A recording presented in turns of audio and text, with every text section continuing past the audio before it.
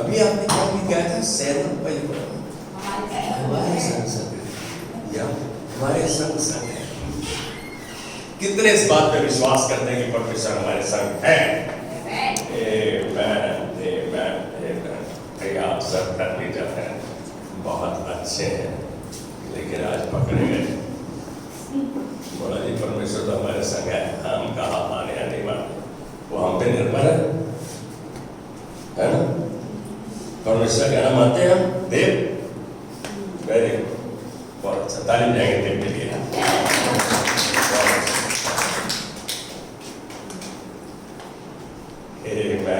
आमेन। सच में आप परमेश्वर के द्वारा चुने गए हैं, बुलाए गए हैं और ठहराए भी गए हैं। तो क्या आप समझते हैं खाली इतना बहुत है? प्रभु तेरा धन्यवाद, तूने तू मेरे साथ है, बस अब मैं जो मर्जी करूं तू मेरे को आशीष करेगा। चाहते तो यही है हम, मैं जो कुछ करूं अपने मन से करूं, अपनी इच्छा से करूं, अपने दिमाग से करूं, बस प्रभु तू उसे पूरा करेगा। क्या प्रभु ने आपको और मुझको इसलिए बनाया? आज मैं जवाब जरूर चाहूंगा। आज मैं बात कर रहा हूं परमेश्वरीय बुलाहट के ऊपर, परमेश्वर की आपके प्रति योजना पर। परमेश्वर आपको अपनी सच्चाई दर्शाना चाहता है, बताना चाहता है। हम जानते हैं, फिर भी बार बार वो अपने वचन के द्वारा हमें सचेत करता है, याद दिलाता है, हमें तैयार करता है, हमारे मन की आंखों को खोलता है। क्या सच में आप बुलाए गए हैं, चुने हुए हैं, ठहराए हुए हैं? ये बात यदि कोई जानता है तो मैं पूछूं या अपने आप बताओगे कि आप सच में बुलाए गए हो, चुने गए हो, ठहराए गए हो? ऐसी 2 आयतें शैली बेटा, एक आयत बताओ, 2 तो नहीं बोलता। आप परमेश्वर द्वारा चुने गए, बुलाए गए, ठहराए गए, इसीलिए तो यहाँ। तो एक आयत कोई मेरे को बताएगा? वेरी गुड, यस,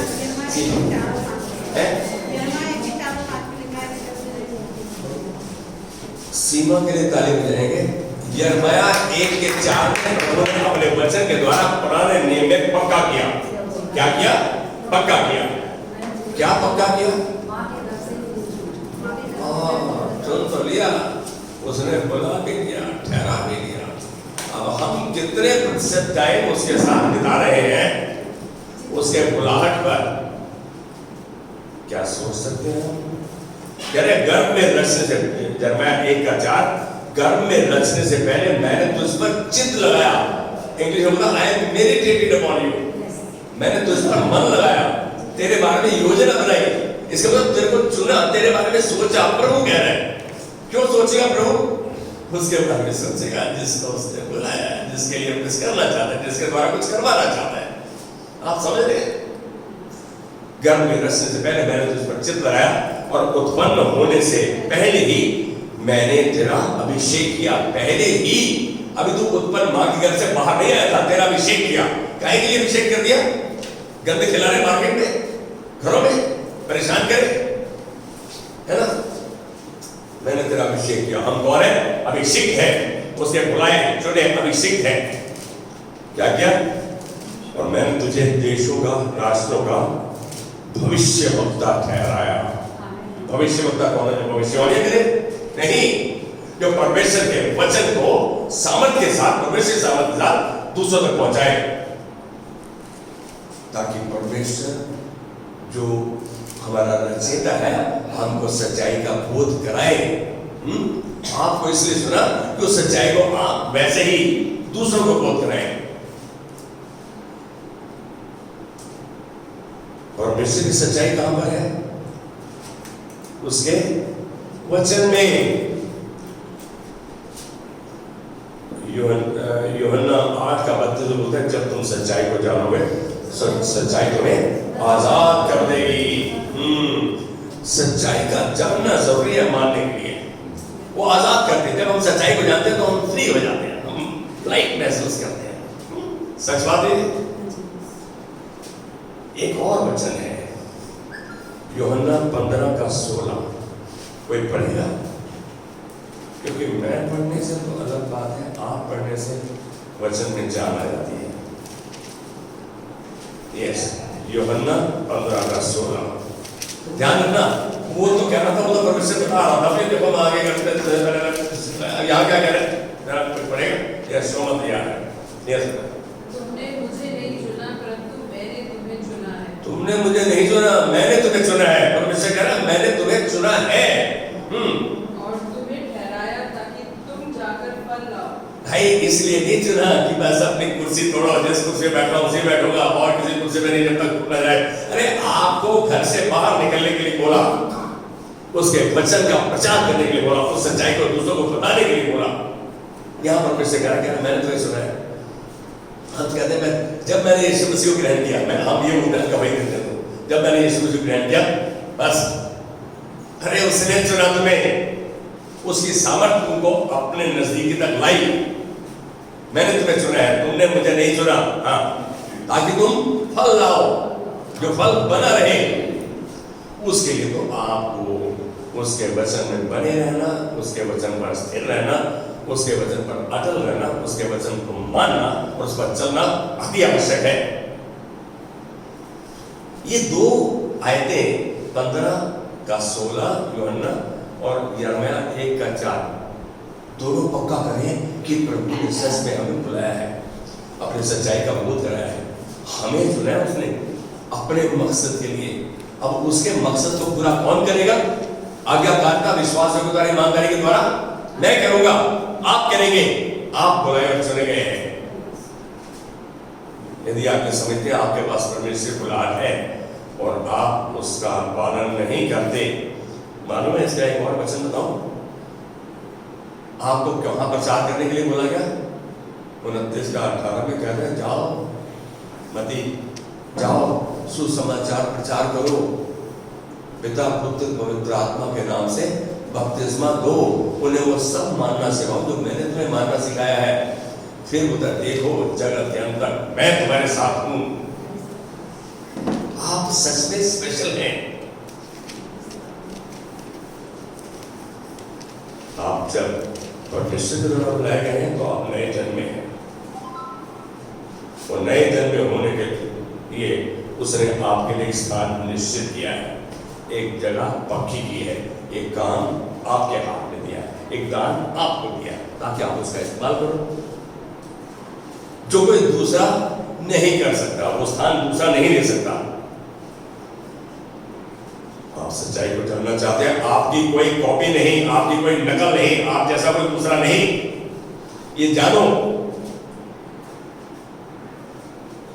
कोई भी आपके जैसा कभी नहीं था, कोई भी आज आपके जैसा नहीं है, और कोई भी आपके जैसा कभी नहीं होगा। ये बात को सिद्ध करूंगा मैं।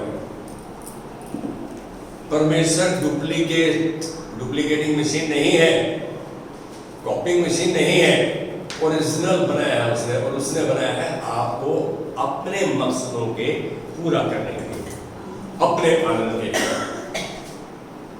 अरे हमें कभी इस बात का एहसास होता है कि हम कितने खास हैं, परमेश्वर द्वारा चुने गए उसके मकसदों के लिए? आप आनंदित हो जाओ और लगे रहो, प्रभु अभी तक तो मैं नहीं काम कर रहा था, अब करूंगा। आप क्या समझते हो? प्रभु की बुलाहट आपके लिए इसलिए है कि उसका परिवार बढ़े, संसार में उसका परिवार लगातार बढ़ रहा है, इसलिए कि उसका परिवार स्थिर हो।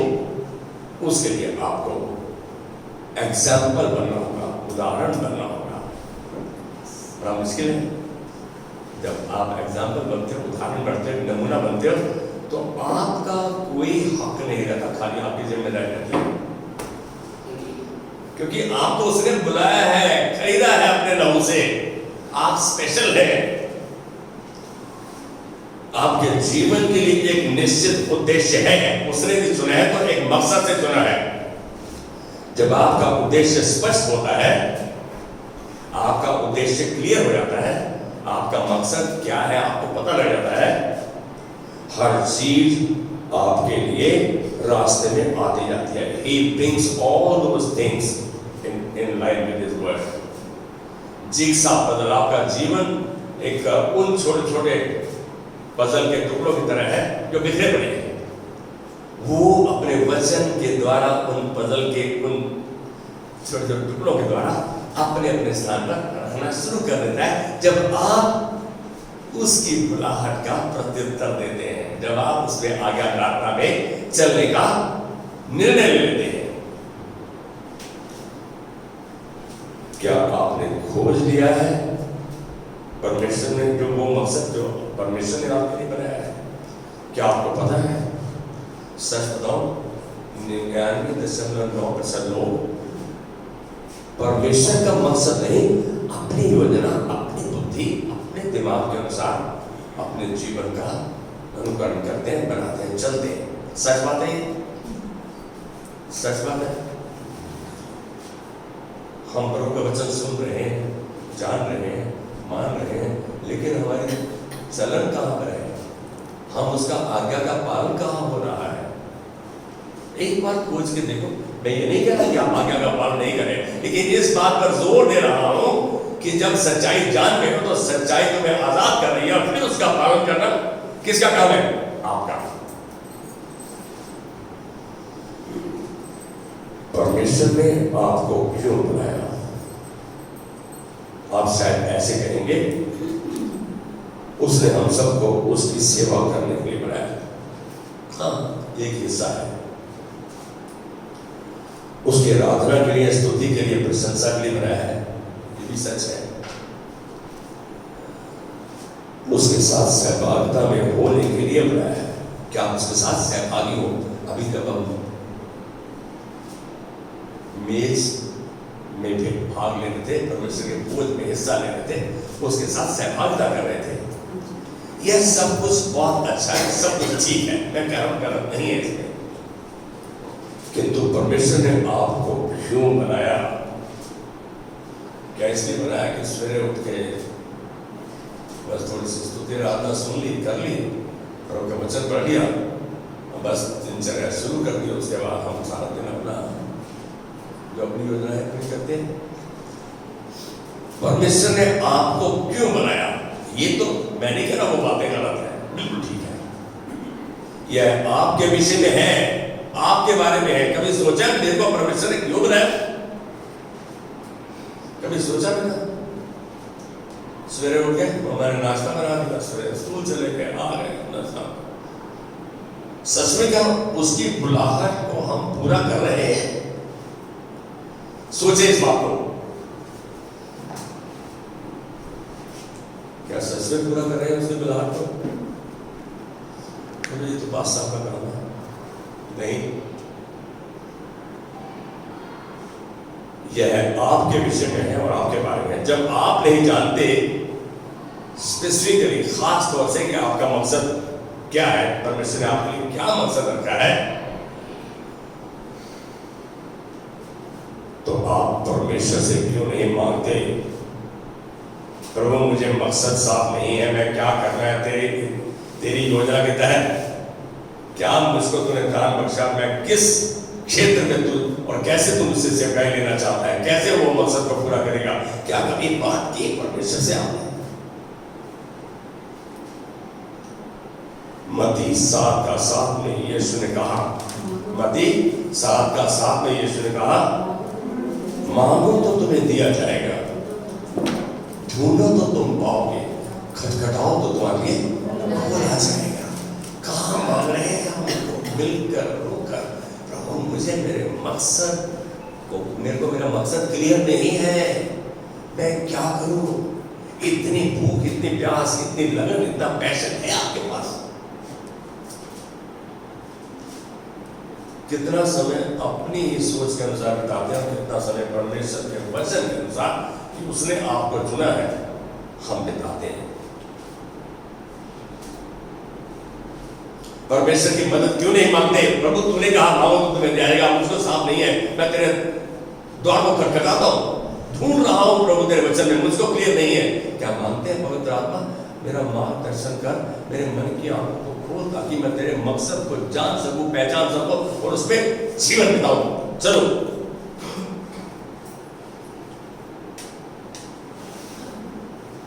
क्योंकि परमेश्वर वचन कहता है जो कोई मांगता है उससे मिलता है, और जो ढूंढता है वो पाता है, और जो खटखटाता है उसके लिए खोला जाएगा।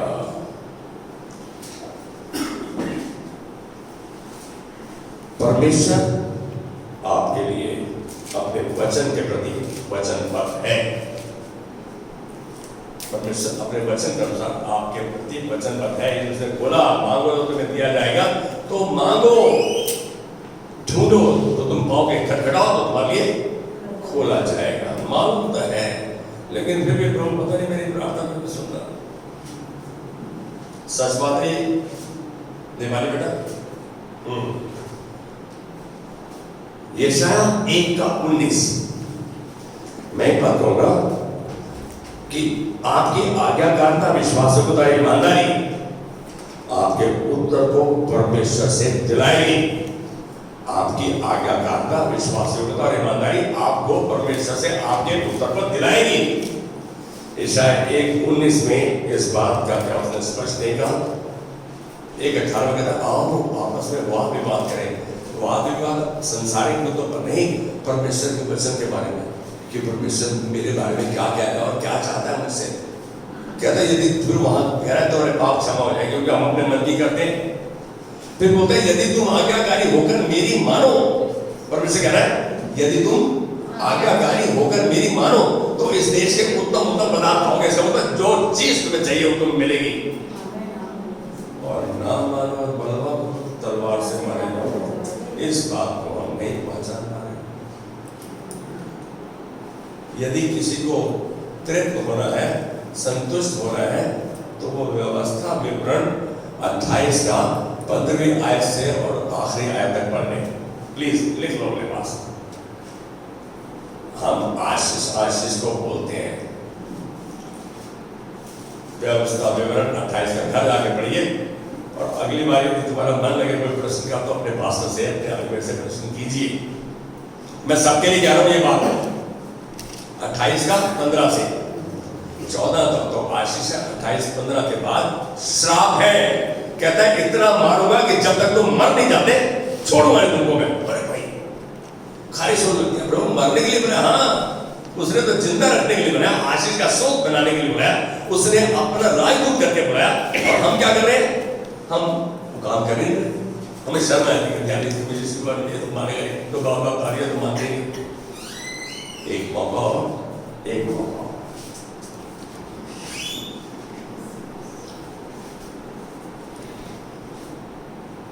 मैंने जीवन में अपना उद्देश्य बहुत जल्दी खोज लिया।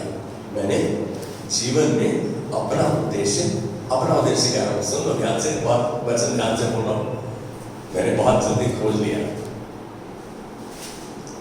लेकिन यह मेरी योजना, मेरा निर्णय और मेरा डिसीजन था। एक जवान मनुष्य की तरह मैंने अपने डायरी में लिखा कि मैं चीफ इंजीनियर के पद तक पहुंचना चाहता हूं और पहुंचूंगा। आप जान रहे हैं, बहुत जल्दी 17 साल में मैंने सोचा मैं इस हद तक पहुंचूंगा। ये मेरा निर्णय था, मेरा उद्देश्य था, मेरा मकसद था। मुझे विदेश जाने का मौका मिला। वहां परमेश्वर ने मुझे चुना ही नहीं केवल, लेकिन मुझे संपूर्ण समर्पण में ले आया। मेरी बात को सुन रहे हैं? आप जब अपने मकसद को निर्धारित करते हो और उस पर चलते हो, मैं कह रहा हूं चाहे सांसारिक हो या आत्मिक हो, व्यावहारिक हो, मकसद है। लेकिन यदि मकसद परमेश्वरी हो जाए, बुलाहट परमेश्वरी हो जाए, तो स्वर्ग में सुहाग। हम समझते हैं कि परमेश्वर की सेवा करते हो तो भाई झोला उठा के चलते रहते बस। ऐसा नहीं है। परमेश्वर के दासों को देखो, जो सच में उसके प्रति अपने आप को समर्पण करते हैं, वो संपन्नता में चलते हैं। शांति और आनंद उनके घर का हिस्सा रहता है। उनको किसी बड़ी वस्तु की कमी नहीं होगी। उनके पास उनकी जरूरत से बहुत ज्यादा रहेगा। हम क्या समझ रहे हैं, क्या कर रहे हैं? जब तक परमेश्वर मेरे जीवन की योजना दर्शा चुका था, मैंने भी निर्णय कर लिया कि अब से सेवकाई करूंगा। विदेश में जब परमेश्वर ने अपने मकसद को दर्शाया तो मैंने निर्णय लिया कि मैं अब सेवकाई ही करूंगा, वही करूंगा जो उसने कहा है। हल्का सा कभी कभी घर में लगता, घर जाऊंगा सेवकाई करूंगा, बोले कम कमाई कौन करेगा है? मेरी सहेलियां क्या करेंगे, हमारा परिवार क्या करेगा, वो क्या करेंगे? मेरी पत्नी ने यही बात कही, मैं बोला मैं आपको काम नहीं करूंगा। बोली ऐसे मेरी सहेलियां क्या कहेंगी? बोलते मेरा पति नहीं कमा है, बेकार है, वो कह रहा मैं यही करूंगा। ऐसे कैसे कहते?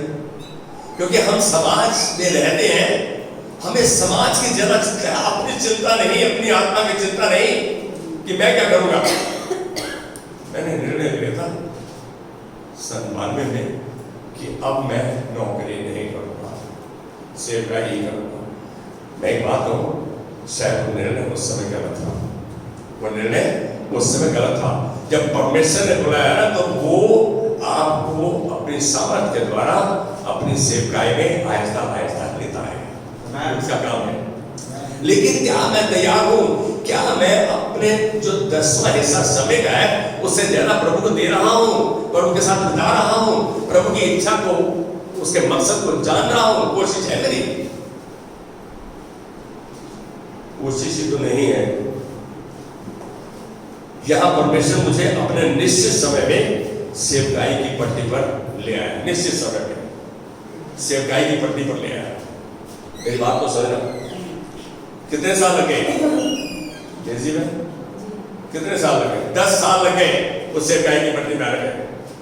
पढ़ाता था, ट्यूशन स्पेशल अच्छा करवाता था। आहिस्ता आहिस्ता क्या हुआ, ट्यूशन कम होती गई और सेवकाई में प्यारा नहीं जाता गया। मेरी बात को समझो। यहाँ पे ऐसे ऐसा हुआ, आर्थिक व्यवस्था बिगड़ी, मैं भी परमेश्वर के चरणों में आया, प्रभु मेरे घर का गुजारा नहीं चल रहा, मुझे तेरी मदद की जरूरत है। मुझे आर्थिक परेशानी महसूस हुई और होने लगी। 2001 में प्रार्थना परमेश्वर के सम्मुख धन्यवाद के साथ उपस्थित प्रस्तुत की गई। 2001 में कभी मेरे घर आओ तो आपको डायरी दिखाता हूँ, आज नहीं पुराना डायरी है, बिल्कुल लिखा, किस दिन लिखा डायरी पर प्रार्थना की और किस दिन प्रभु यहाँ।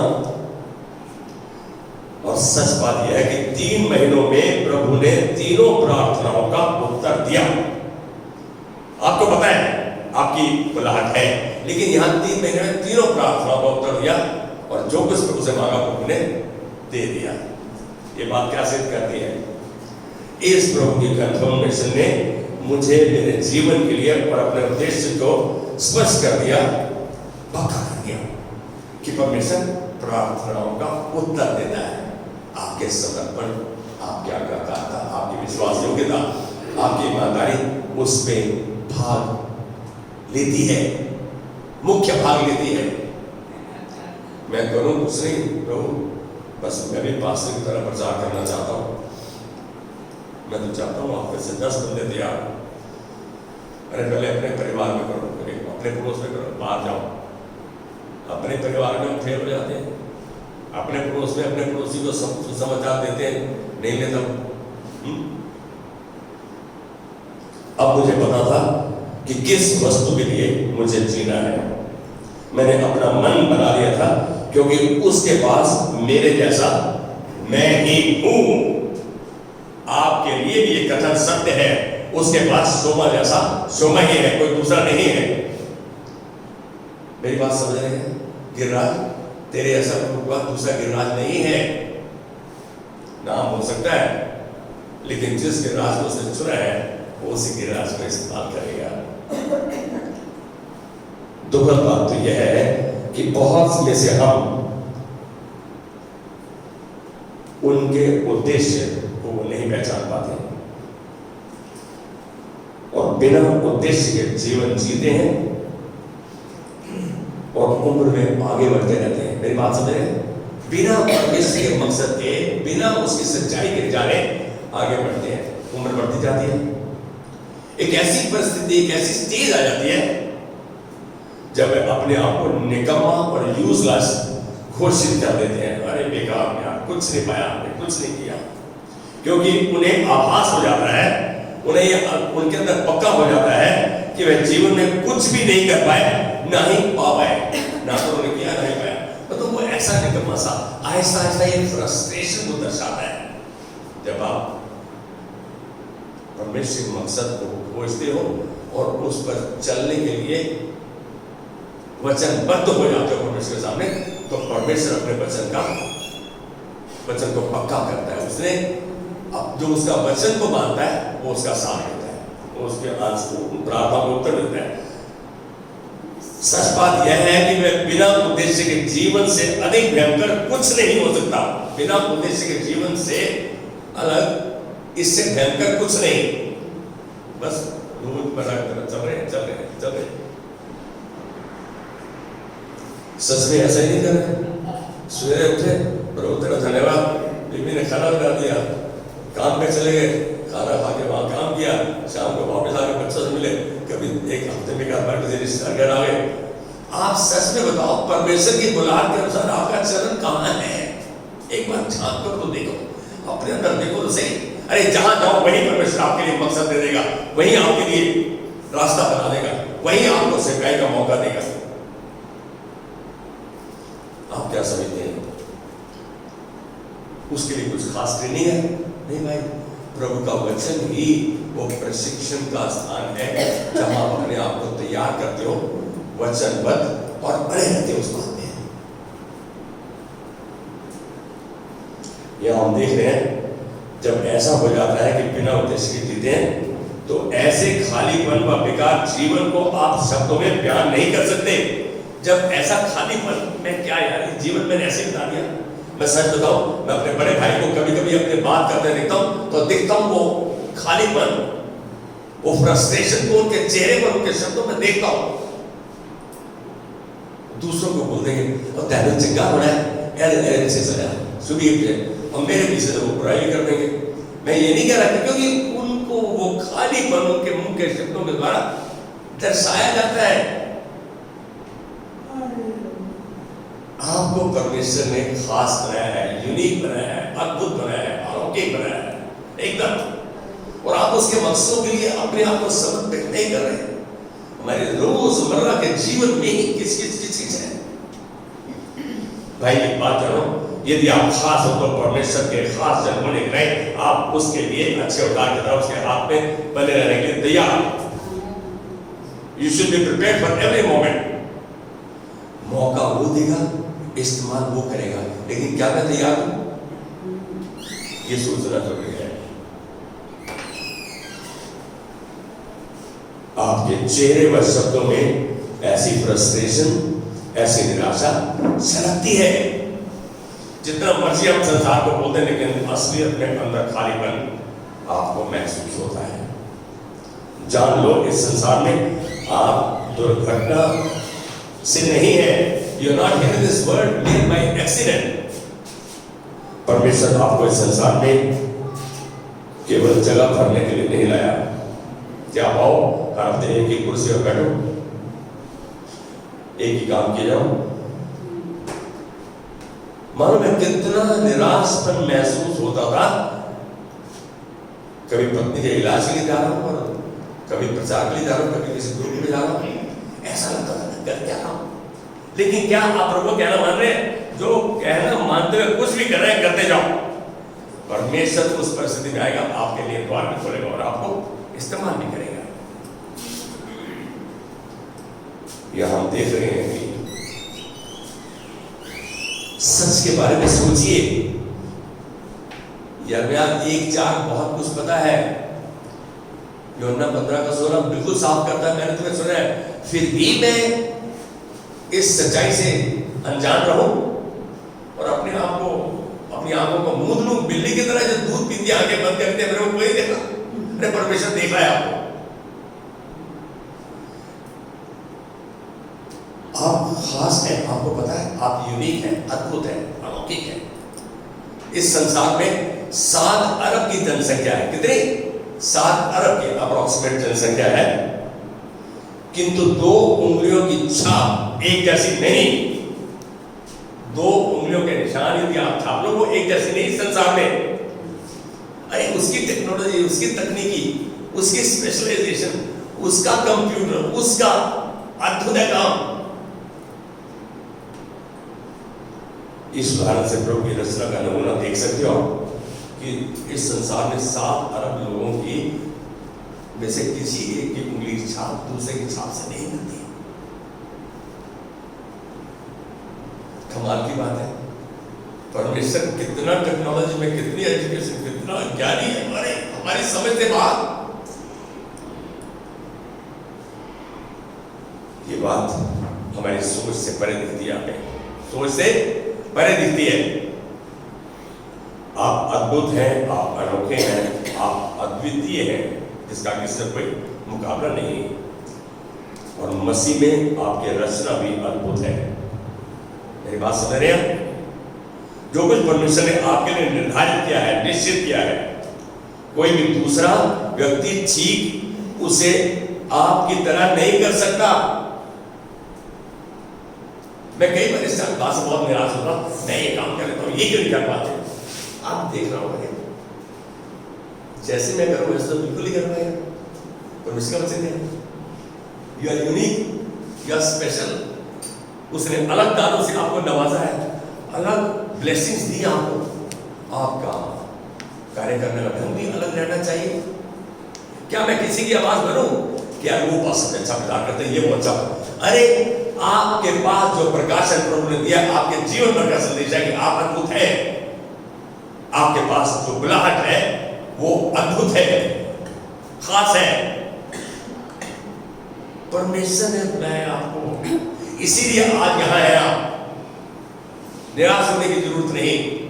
जब आज रास्ते में रात को बिस्तर में जाते हैं तो प्रभु का धन्यवाद है, प्रभु अब मैं तेरी बुलाहट को पूरा करूंगा, उस पर चलूंगा, क्योंकि मेरे को मेरे जीवन का उद्देश्य मालूम पड़ गया है। कभी देव सोचा तेरे रिश्तेदार तेरे को बुलाएंगे एक समय में? अरे आगे अपनी पत्नी को लेकर हमारे लिए प्रार्थना, फिर गाय भैया तू भी चूड़ा बन गया। मेरे को एक बंदे ने साहब कहा बहुत जानना है, अब तू भी चूड़ा हो गया, चूड़ा बन गया। मैं हल्का सा दूसरा शब्द हो, ठीक है, चूड़ा नहीं, चूड़ों का सलार। तू चूड़ा कह रहा ना, तू कह दो मैं उनका सलार हूं। यार आप वो लोग जो अपने घर बुला के आपकी बेइज्जती करके आपका गला सुन रहे बात करें, वो एक परिस्थिति में ले आए उनको कि वो रात को एक में फोन करे, बेटा तेरा भाई जेल में बंद है, इसके लिए प्रार्थना करना। आपको जो आज बुरा भला कहते हैं, जो आपको किस गलत तरह से देते हैं, वही आपको बुलाएंगे। परमेश्वर ने आपको इसलिए ठहराया कि आप उनके लिए रोशनी का दिया बन जाओ, उनके लिए एक संदेशवाहक बन जाओ, परमेश्वर की ओर से उसके राजदूत बन जाओ, उसका जंगे करने वाले बन जाओ। इसलिए चुना है। आपकी बुलाहट अद्भुत है। यदि रोज बहन कहे कि पास्टर जैसा आप करते हो मैं वैसा करना चाहती हूँ, मैं ये कहूँगा बहन मेरे साथ चल, मेरे साथ साथ चल। लेकिन एक बात कहूँगा, वो जो शब्द मैं बोलता हूँ उनका आप उच्चारण करोगे, शायद उसका मीनिंग भी ना निकले। जो जैसे आप करते, जैसे मैं करता हूँ वैसा करें, शायद उसका अर्थ ना दिखे। लेकिन जिस चीज को जिस मकसद के लिए बुलाया है, आपको पता लग जाता है कि मेरे में बुलाहट क्या है। अरे चाहे किसी को घर बुला के चाय पिलाने का कितना आनंद आता है, रश्मि, अच्छा होता है।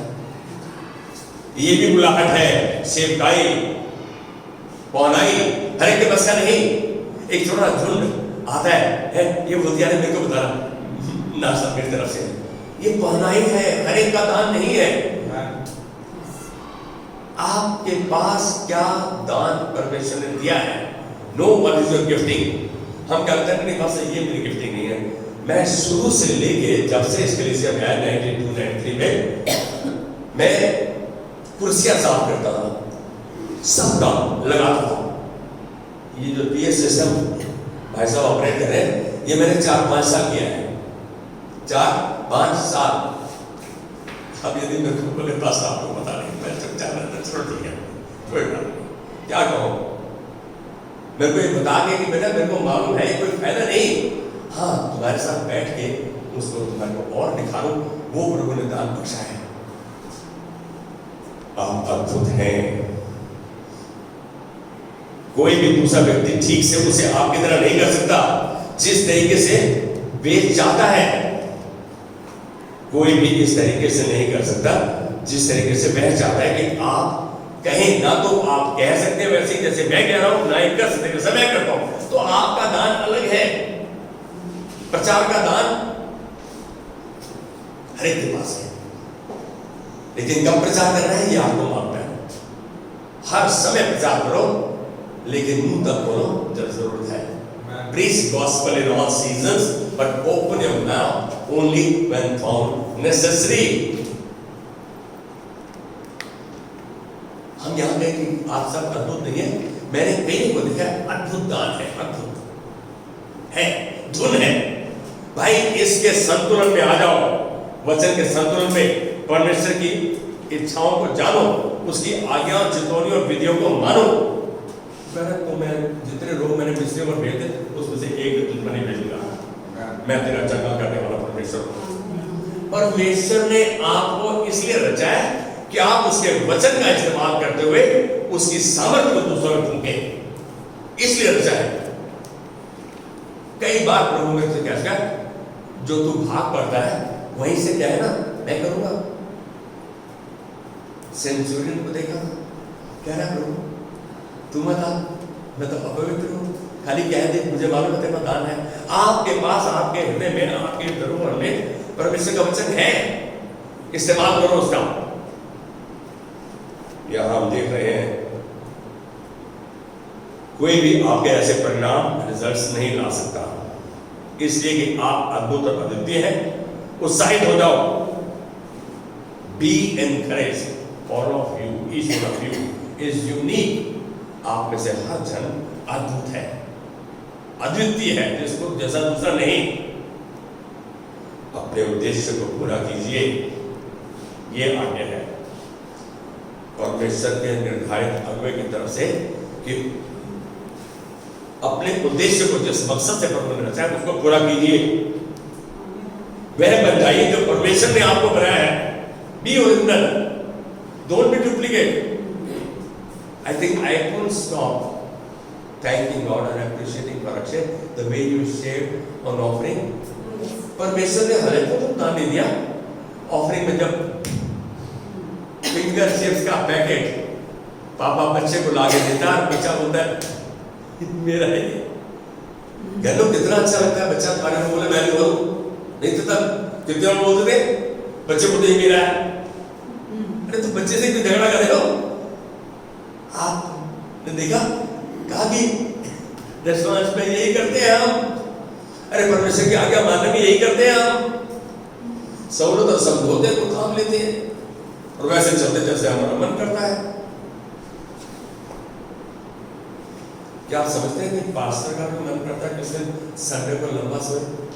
आज एक प्रश्न पूछ रहा हूँ, शैली बेटा तुम तो टेलीफोन कर सकते हो, ऐसे भेज सकते हो पास्टर में वीडियो नहीं आ रही।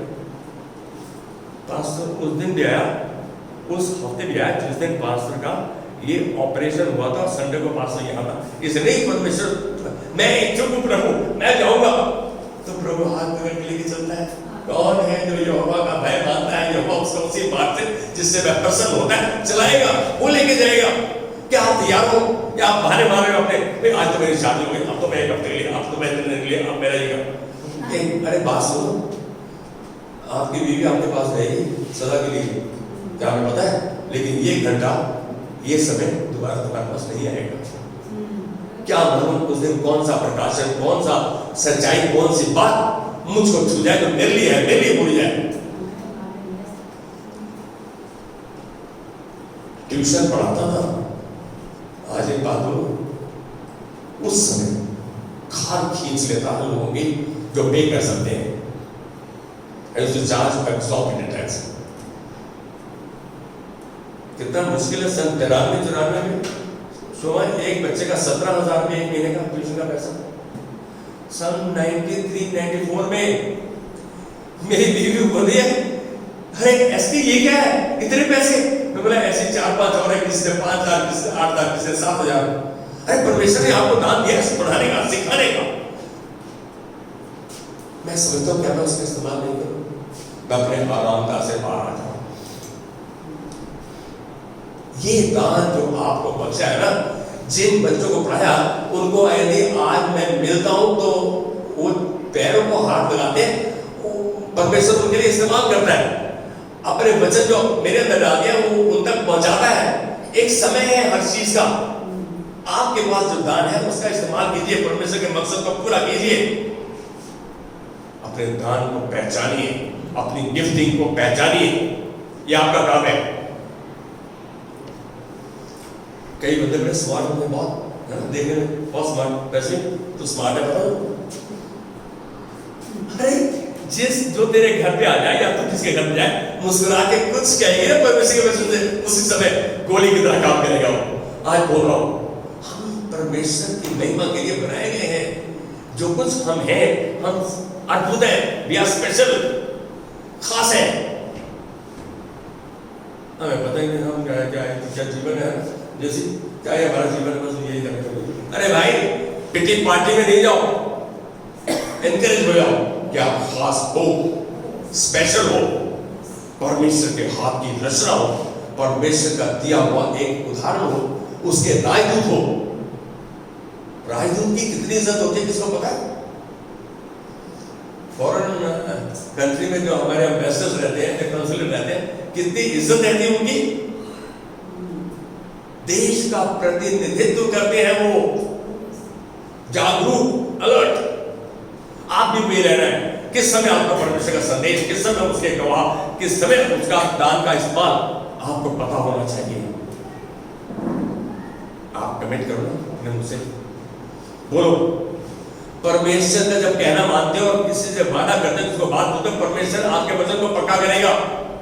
He says, I will honor my word। वो अपने वचन का, अपने महान नाम से ज्यादा महत्व देता है उसको। He has given more power to his word than to his highest name। मेरी बात समझ रहे हैं आप? हम क्यों उसके मकसद को पूरा करने की नहीं सोचते, अपने ही दुनियावी मकसदों में चल रहे हैं। गलत नहीं है, लेकिन परमेश्वर को परमेश्वर का स्थान और उसका समय, टैलेंट जो उसे दिया है, उसकी महिमा के लिए इस्तेमाल करो। वह बन जाए जो परमेश्वर ने आपको बनाया है। विश्व के आरंभ से ही प्रभु ने यह योजना बनाई कि आप उसकी सेवा करेंगे, आप उसके लिए जिएंगे। ये परमेश्वर ने योजना बनाई, उसके लिए जिएंगे, उसके हाथों में अच्छे औजार की तरह इस्तेमाल होंगे। ऐसा करके उसके नाम को महिमा दे। ये है परमेश्वर की बुलाहट, ये है परमेश्वर का दान जो हर एक जन के लिए है, और उस परिवार के लिए जो परमेश्वर के यीशु मसीह का प्रतिनिधित्व करते हैं। आइए खड़े हो जाएंगे और कहेंगे, प्रभु सच में तूने ये बुलाहट हमको,